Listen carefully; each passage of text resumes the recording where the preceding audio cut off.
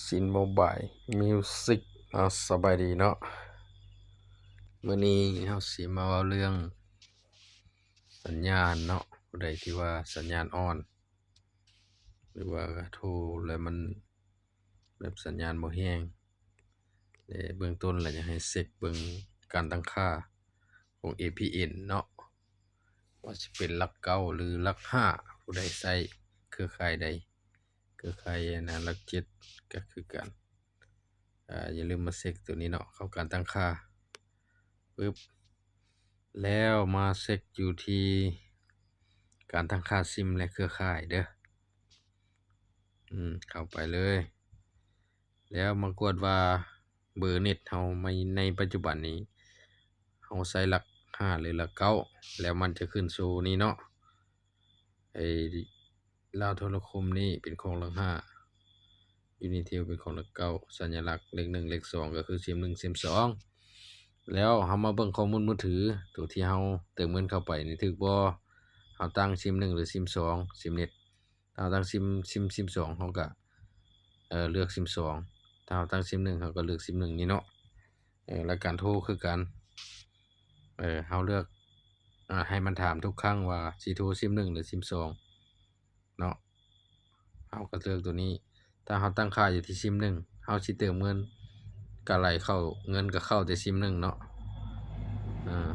ถ้าตั้งแต่ซิม2เฮาเติมเงินมันจะเข้าแต่ซิม2บัดนี้เฮาเว้าเรื่องสัญญาณอีกบนสัญญาณเนาะบนตรวจเช็กสัญญาณว่าถูกบ่กับเครือข่ายที่เฮาใช้คันว่าเฮาใช้หลักเก้าเฮาก็ต้องได้เข้าเบิ่งอยู่หลักเก้านี่เฮารู้แล้วนี่คือของข้อยนี่ใช้ซิม2หลักเก้าก็เข้าไปที่ซิม2เนาะเข้าไป Unitel นี่เข้าไปเลข2นี่ซิม2ของข้อยใช้สัญญาณเน็ตปึ๊บเข้าไปปึ๊บข้อมูลมือถือเปิดจุดสำคัญก็คือจุดเชื่อมต่อนี่เนาะนี่ถึกระบบมันแท้ก็คือ Unitel 3G ถ้าบางคนถอดซิมออกแล้วเอาซิมเข้าใหม่บางครั้งมันจะบ่ขึ้นแบบออโต้เนาะ Unitel 3G มันจะขึ้นเป็นว่า Unitel เป็นตัวพิมพ์ใหญ่ตรงนั้นก็เป็นเฮ็ดให้สัญญาณช้าบางทีมันสิขึ้นแบบUnitel แบบนี้เนาะตัวพิมพ์ใหญ่Unitel ขึ้นแต่แบบนี้ Unitel ขึ้นแต่แบบตัวนี้เนาะ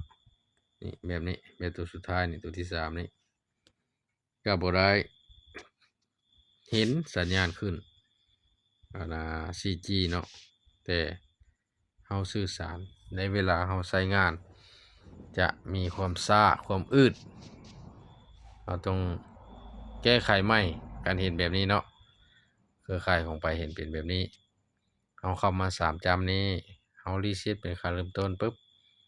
นี่แล้วคือ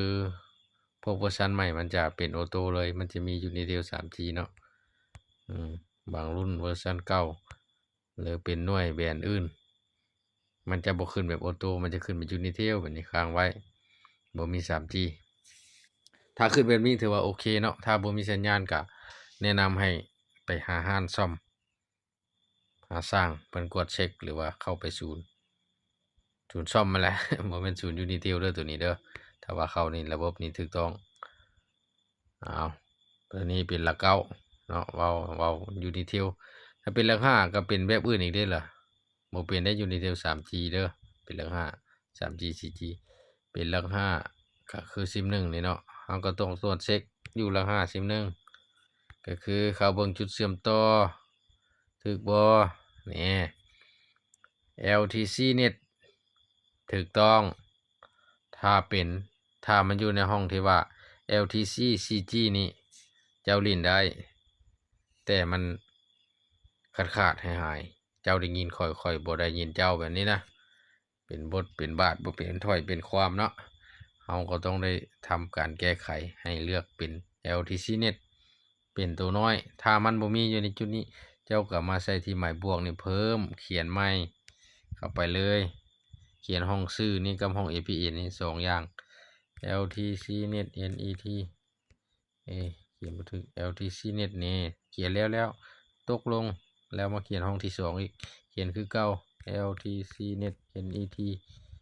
ตกลงนี่ตกลงกฎหมายถูกต้องแล้วเราก็มาเลือกตัวที่เราเขียนไปเมื่อกี้นี้เนาะตัวนี้ก็คือกันตัวนี้ตัวเทิงก็คือกันได้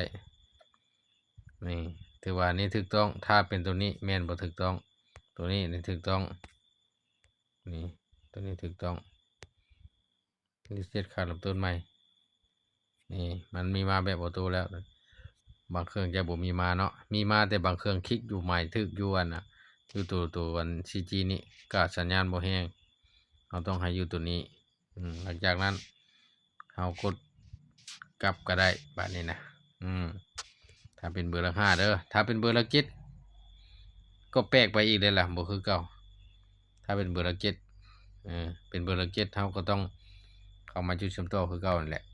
แต่เข้าในมันจะเขียนนั่นที่พาสเนาะในจุดเบอร์เขาจะใช้ซิม1หรือซิม2มันจะเขียนที่พาสเข้ามานี้แล้วเข้ามาจุดเชื่อมต่อกลับมาแก้ไข APN นี่แหละบางตัวมันจะเขียนอยู่ว่าอันน่ะที่พาสเป็นตัวใหญ่แต่เฮามาแก้ไขเป็นตัวน้อยถ้าเบอร์ละ7เฮาต้องเขียนว่าที่พาสตัวน้อยเด้อ TPLUS แบบนี้ TPLUS นี่ตกลงนี่มาเลือกแบบนี้ถ้าเป็นเบอร์ละ7มันจะสัญญาณมันจะดีเนาะถ้าเขาเปลี่ยนเครือข่ายเป็นเบอร์ละ7อันนี้เป็นเบอร์ละ5เขาก็อย่าลืมใส่ LTCnet เลือกตัวนี้คือเก่าเนาะคือแต่ว่าสำนักเนาะมื้อนี้เนาะก็ขอขอบใจทางซินโมบายซินโมบายมิวสิกมื้อนี้บ่มีมิวสิกมื้อนี้มีอันน่ะวิธีการตรวจเช็คอินเทอร์เน็ตว่าถูกต้องหรือบ่ขอขอบใจฝากกดไลค์กดติดตามด้วยเด้อ